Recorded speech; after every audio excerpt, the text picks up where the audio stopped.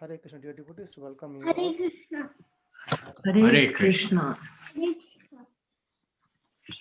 So let's chant the prayers. Mangalasharan.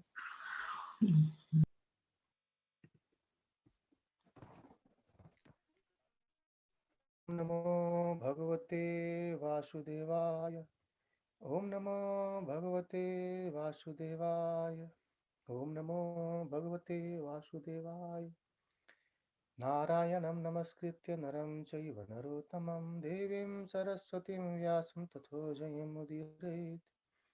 नष्टप्रायेषु अभद्रेषु नित्यं भागवत सेवया भगवते उत्तम श्लोके भक्ति भवति नैस्तिके कृष्णाय वासुदेवाय देवकी नन्दनाय च नन्दगोपकुमाराय गोविन्दाय नमो नमः नमः पङ्कजनाभाय नमः पङ्कजमालिने नमः पङ्कजनेत्राय नमस्ते पङ्कजाङ्ग्रहे ॐ ज्ञानतिमिरान्धस्य ज्ञानाञ्जनशलाकया चक्षुरुन्मिलितं येन तस्मै श्रीगुरुवे नमः श्रीचैतन्यमनोभीष्टं स्थापितं येन भूतले स्वयं रूप कदा मह्यं ददाति स्वपदान्तिकं नमः ॐ विष्णुपादाय कृष्णपृष्ठाय भूतले श्रीमते भक्तिवेदान्तस्वामिन् इति नामिने नमस्ते सरस्वती देवी गौरवाणी प्रचारिणे निर्विशेषा शून्यवादी पाश्चात्य देशतारिणे जय श्री कृष्ण चैतन्य प्रभो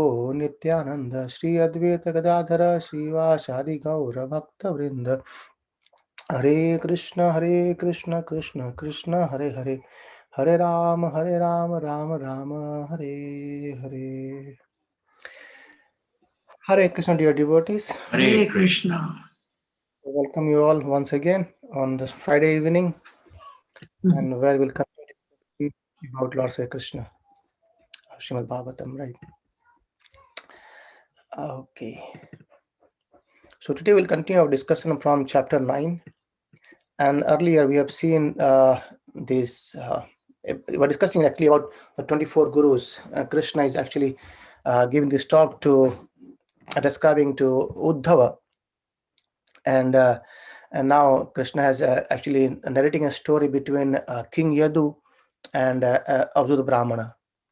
And we have gone through the earlier, like what are the learnings from earth, water, air, fire, and then in the mountains, even the prana, wind, and so many others as well. And today we'll continue from there. Right. So we also discussed about how then hawk. So the hawk is the next one. We started it on Wednesday, but we'll continue from there. So the chapter 9. So that says detachment from all that is material. So we should learn to be detached from this material thing. And how we can learn, here it says, is the hawk. So it happens like, the hawk, the learning comes from here is then he gives up material possessiveness. So he describes that there were, a large group of hawks, and somehow or other they could not find any prey for that day, and they started attacking each other. And the weaker hawk, they used to have some holding of meat, and at this time, to be fear of being killed by the stronger hawk, he gave up that meat, and then he would actually experience happiness, because he is not being attacked for death. And that's how it says, the mental possessiveness should be given up, and by giving this mental possessiveness we can actually become happy, and by attaching ourselves to Krishna. And then the 19th example he gave of the brahmana, that is the child. He says he is free from anxiety. So we know that now the parents and we are all, they are always anxious about the children, the home, reputation, and honor, dishonor, everything. But the child, they have nothing to do with all these things, and they do not care for honor and dishonor as well. They always remain happy. And in this way he said that, no, I enjoy only the life of the soul, and I find love on the spiritual platform. Thus I wander the earth like a child. So just giving the essence of the of soul and spiritual platform, rather giving all these uh, things of material things. And there it says, free from anxiety, a person becomes capable of worshipping the Supreme Personality of Godhead, and he can experience supreme ecstasy. So by being, as child becomes free from anxiety, so when we become free from anxiety, we can actually uh, capable of worshipping Supreme Lord. And also it's vice versa. When we start worshipping Supreme Lord, we become free of anxiety as well, because Krishna's lotus feet, his name is Avachanaravinda. He gives the fearlessness. So by worshipping Supreme Lord, we can become free from anxiety. And when we have become free from anxiety, we start worshipping Lord's lotus feet as well. And then he gives an example of a young girl, the 20th lesson. So what happened? There's a young girl who is actually very, very young to be get married. And once their parents were not there at home, and some couple of guests, they arrived there. And this young girl, though she was poor, and she give the seat to the guest, and she went inside to make something food for this the guest. And she was husking rice. So while she was husking rice, she thought that might be this, the guest would think that, oh, this is a poor, and this is a poor, and this daughter is they are busy with doing this manual task of husking the rice. So what she did is, because while husking the rice, she used her bangles. She was wearing conchal bracelets, bangles. They were actually making noise. So she took out the bangles from her, from her hand, her wrist. She had just kept one and one in both, so that the noise is not coming again. There is only one bangle left, so there is no noise. So learning from what he gives us, that when many people live together in one place, there will be automatically and undoubtedly be quarrel. And then even if one people or one only two people live together, there also may be some conversation and disagreement. And therefore, to avoid any kind of conflict, one should live alone. And that's what the learning comes from the bracelet of young girl. She has taken out all the bracelet. She has just kept one and one in his on her hand, so that the noise is not coming over there.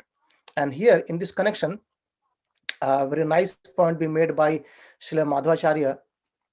He says that one should not under any circumstances live with those who are not devotees of the Lord.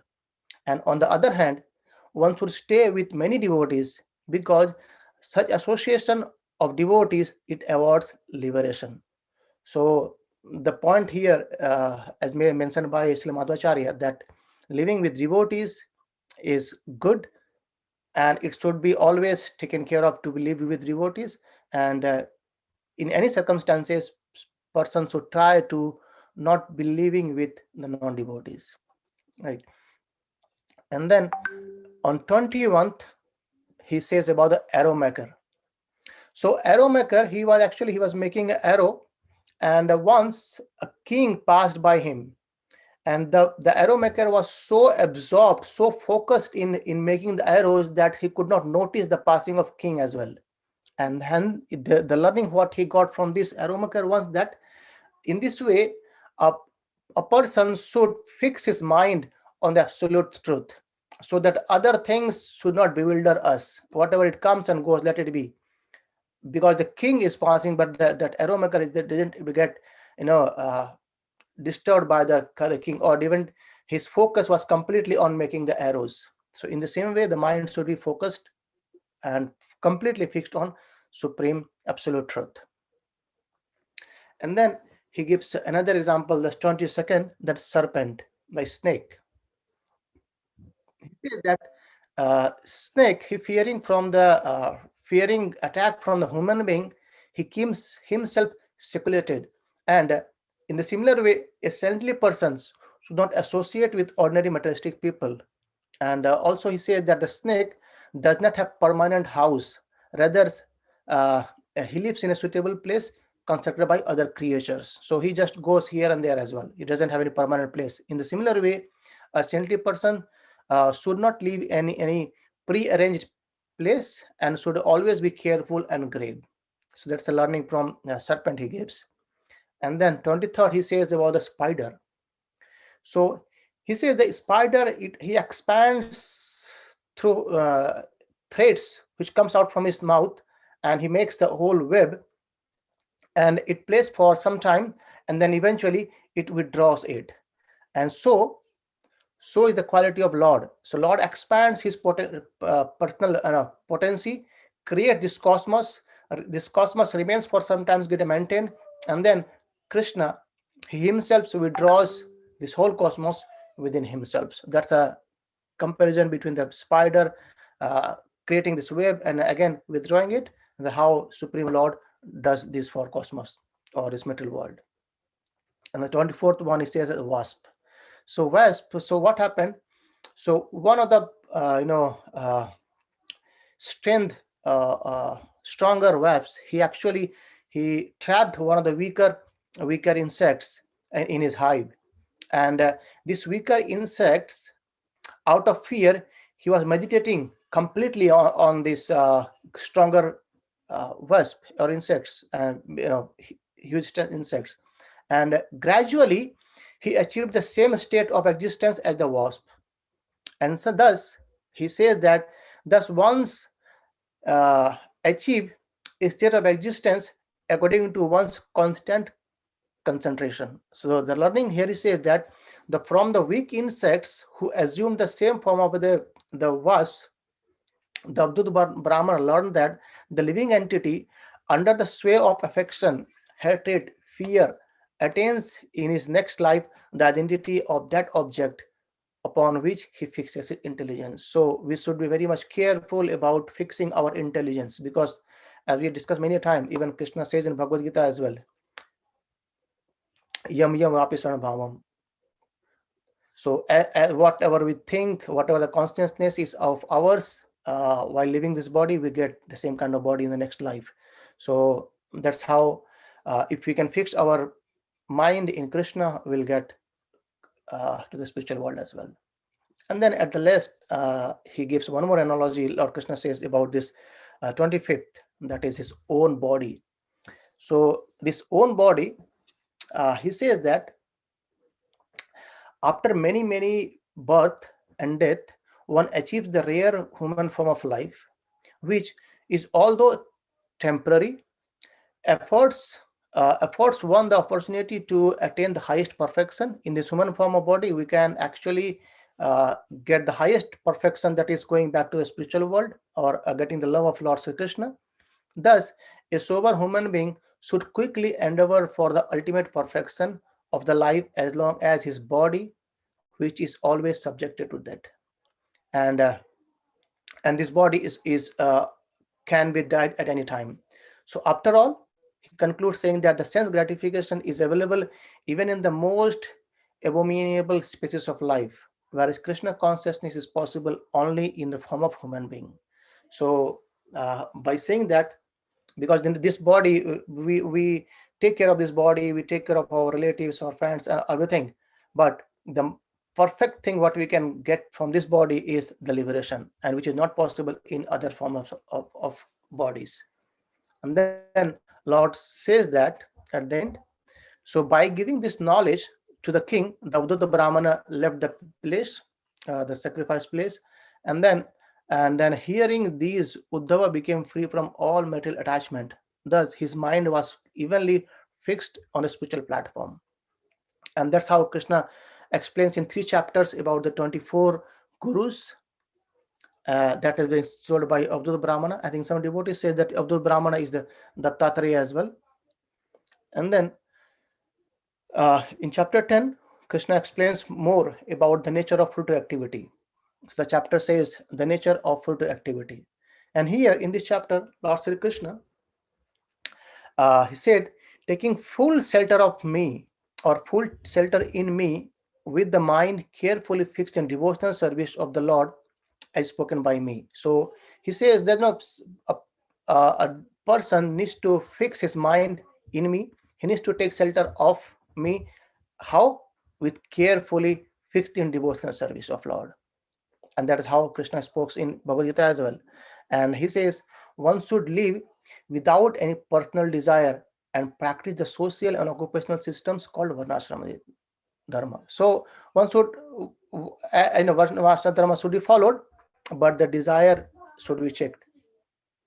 And then he continues saying that another guidance of spiritual master, and who is non-different from the Lord. Krishna, he himself is saying that the spiritual masters is non-different from the Lord, and one should execute the basic principles of Varnashram Dharma in a way favorable for the advancement in Krishna consciousness. So Varnashram Dharma should be followed to advance ourselves, not to degrade ourselves.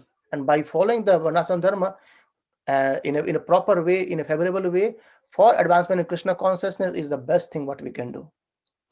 And then Krishna continues this chapter saying that a purified soul, by the practice of devotional service, can see that those who have dedicated to sense gratification, all their endeavors are doomed to failure. So a person who actually practices the devotional service, or who uh, who become purified by practicing this devotional service, he can actually see that all the endeavor what we make for sense gratification is actually a doomed to failure. It's bound to fail. So how can we see it, isn't it?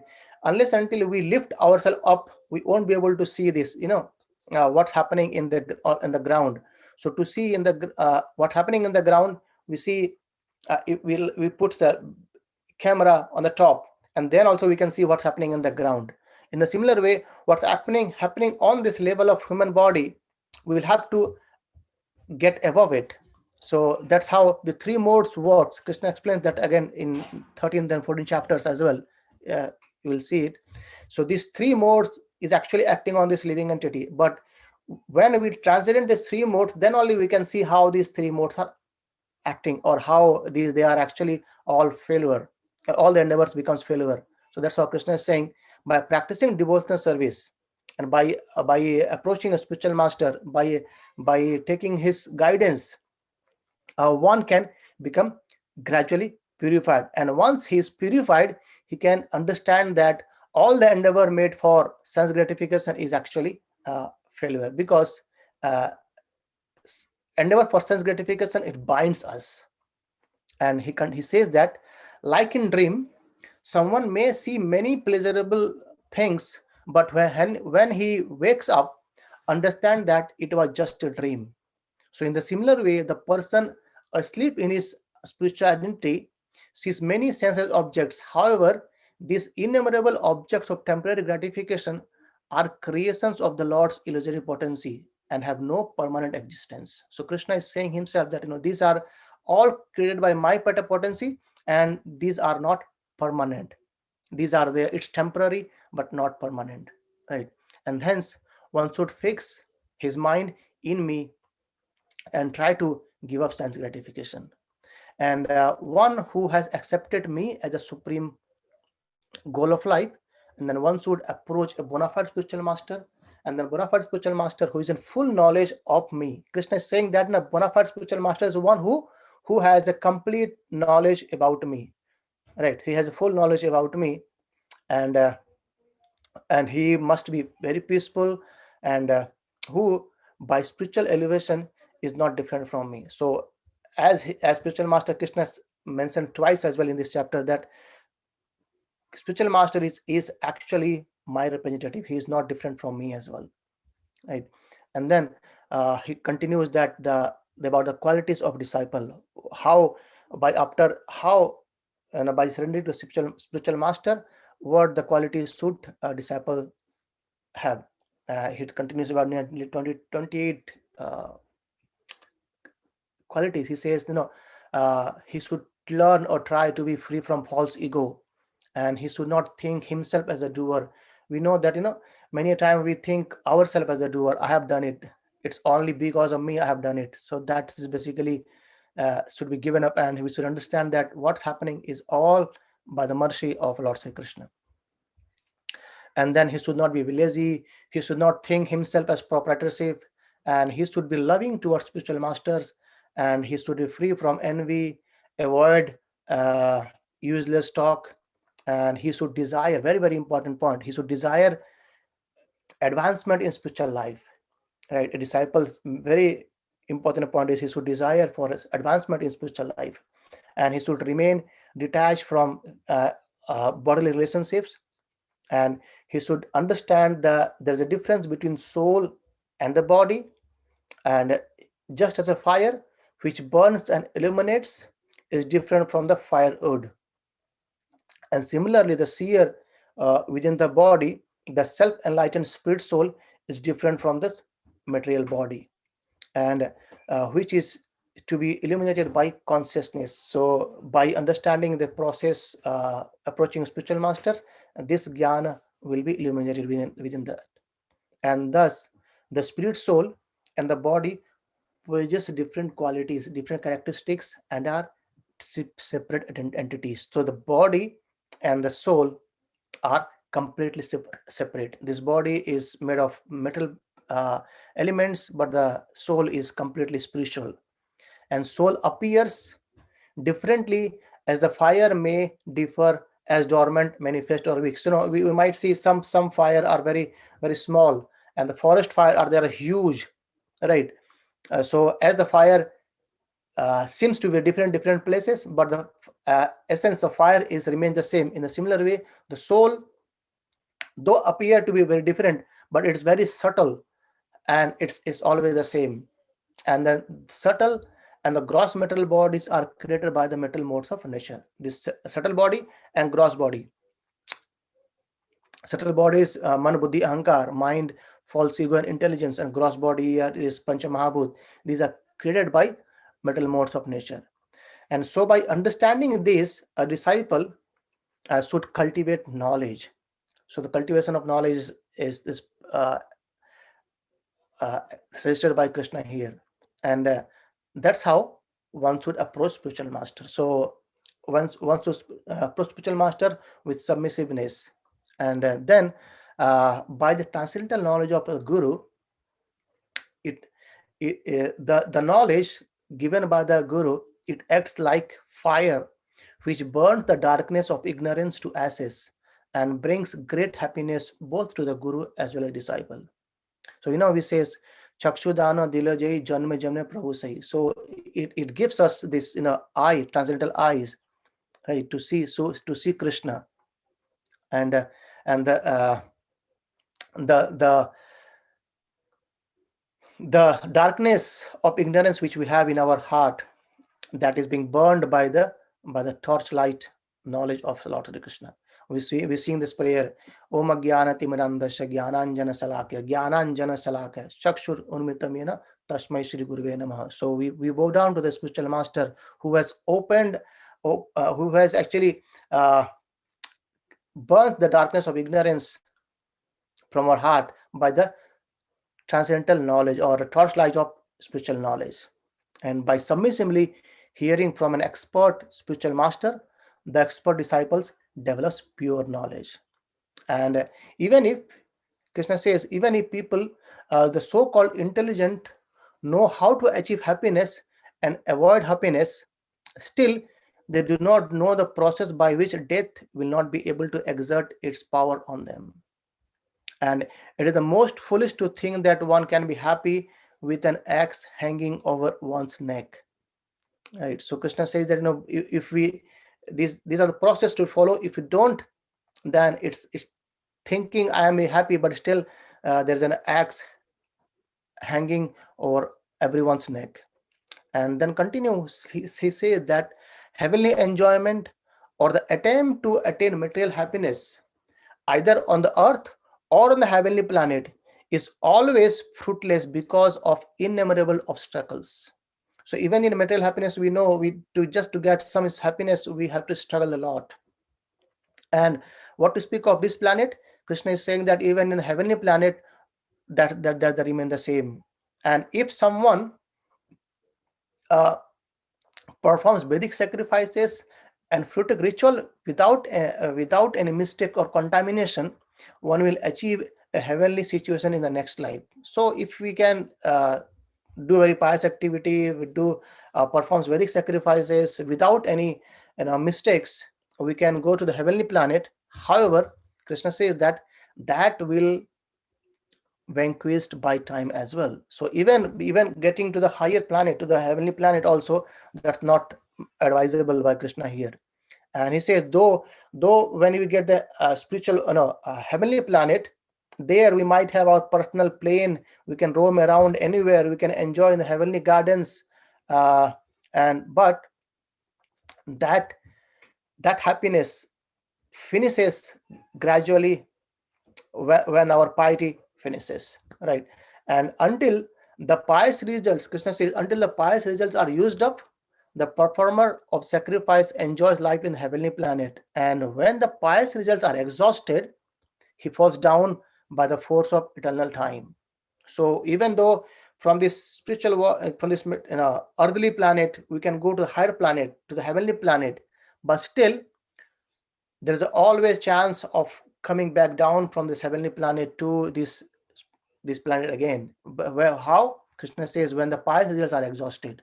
So I think we have discussed earlier about devotee explained it very nicely. When we go to some vacation, so we go to a vacation for maybe for a week, for a 2 week, and when the time goes, for 2 weeks time passed, or when we see that our money has been exhausted, we come back and live in our home, isn't it? So we can't stay in a vacation for years and years. It depends upon how much money we have. However, as money exhausted, we need to come back and work and job and earn money again. So in the similar way, whatever the pious things we earn here, and when we go into a heavenly planet, when it gets exhausted, we come back again to this material world.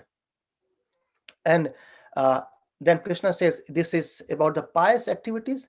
And Krishna says when the what happens if sinful activities? So the sinful activities, it happens due to two reasons. He says about this bad association or uncontrolled senses. So when the senses are not in control, or when we have the association or bad association is very, very important. And then by the bad association or by the uncontrolled senses, the material desires, it comes a lot, and then it becomes the person become greedy, lusty, and he becomes, the mind has become polluted, violent, aggressive, and without any authority, he kills animals, worships goats. And in this way, they goes to hellish planet, and they get body on the darkness modes, or mode of in ignorance. And in 14 planets, there is always a fear of me in the form of time.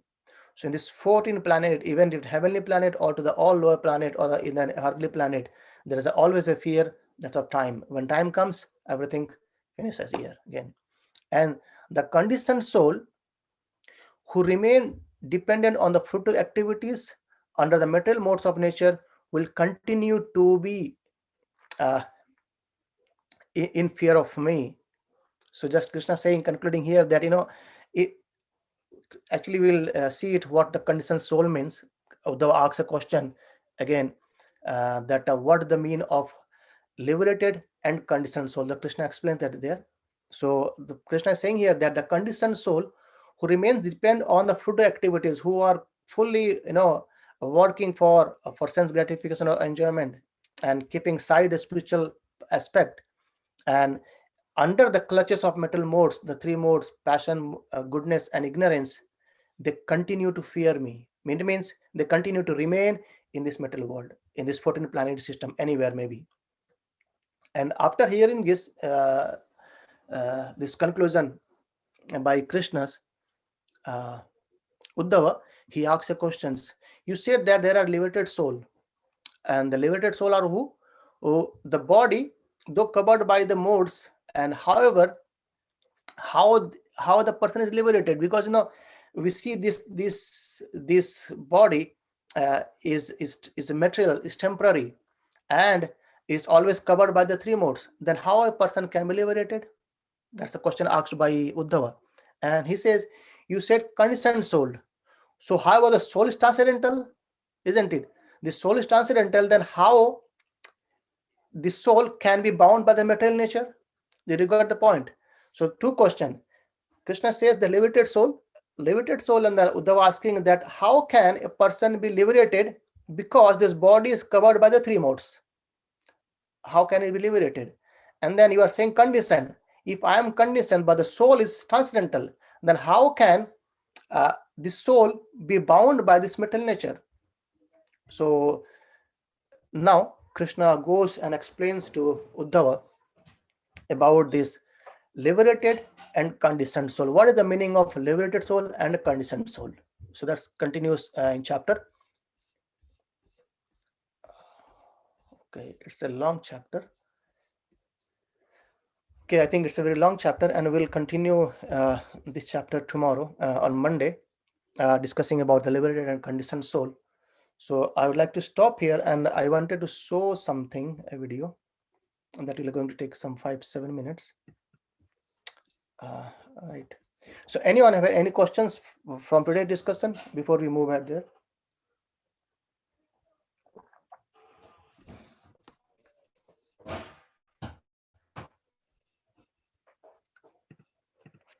Okay, if no, then just give me a second. I will say something.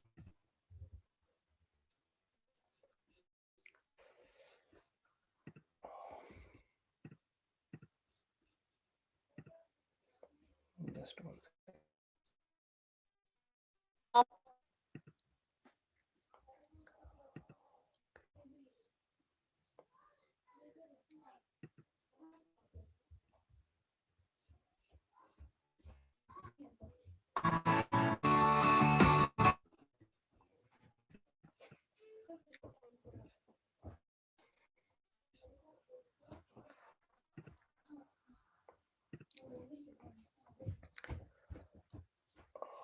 Okay. Oh,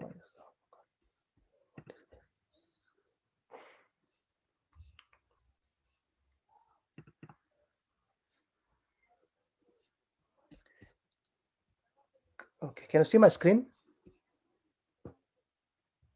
Yes, Vinod. So this is the YouTube, right? Yes, Prabhuji. Yes. Is it audible clearly? No. No, I just paused it. Was it clear earlier? Yes. Now it is okay? Yeah, that's fine. Okay. Oh, then I'll continue it so we can all hear this. So this is basically the evidences of Chaitanya Mahaprabhu. So from some scripture, let's try to hear it.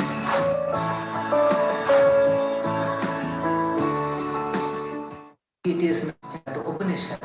Gaura Sarvatma Mahapurusho Mahatma Mahayogi Trigunathito Sattva Bhakti Loko Karishyati. There it is explained that Lord Gaura Mahaprabhu, who is actually the all-pervading Sarvatma, the Super Soul, and Mahapurusha, the Supreme Personality of Godhead, he appeared as a saintly, a great saintly person, Mahatma, and who is actually a transcendental, beyond the three modes, and he disseminated the cult of devotion to the entire world. And there are many other evidences from various Vedic scriptures like Upanishads. It is mentioned in Shvetashvatar Upanishad and Mundaka Upanishad, and also from Srimad Bhagavatam, which is considered to be the ripened fruit of the Vedic wisdom.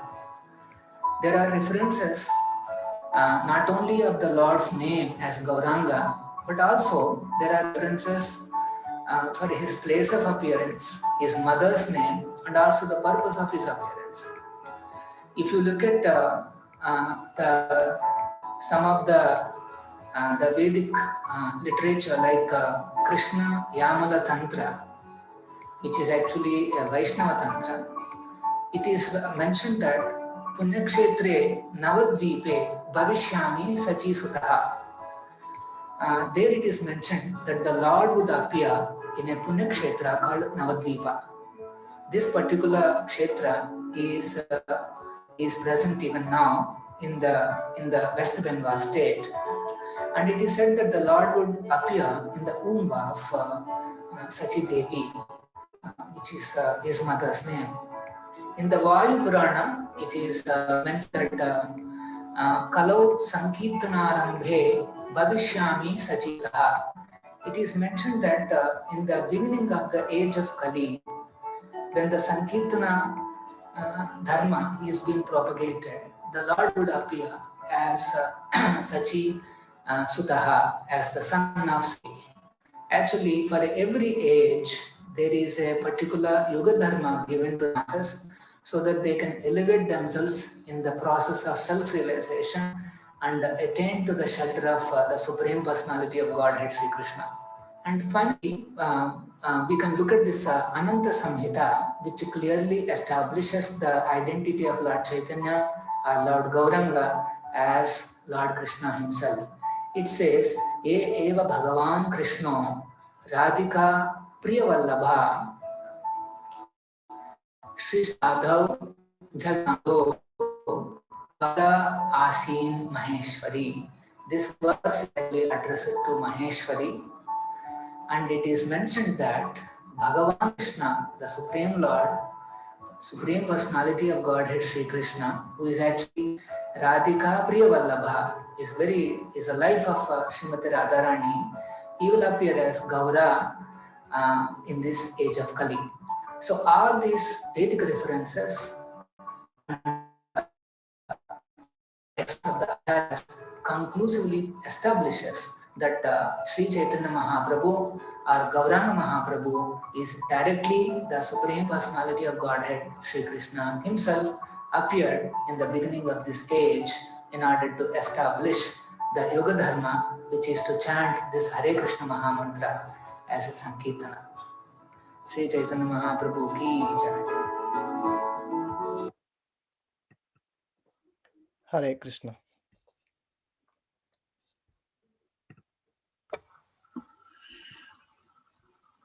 Hare Krishna. So we'll conclude here. So there's a small video where we've seen how it's being said that about Chaitanya Mahaprabhu's evidences in the scriptures. So we'll stop here today, and I'll continue from Monday. Thank you, everyone. Grantharaj Srimad Bhagavatam ki Jai. Jai. Anant Koti Vaidyanand ki Jai. Hare Hare Krishna. Hare Krishna. Hare Krishna. Hare Krishna. Have a happy weekend.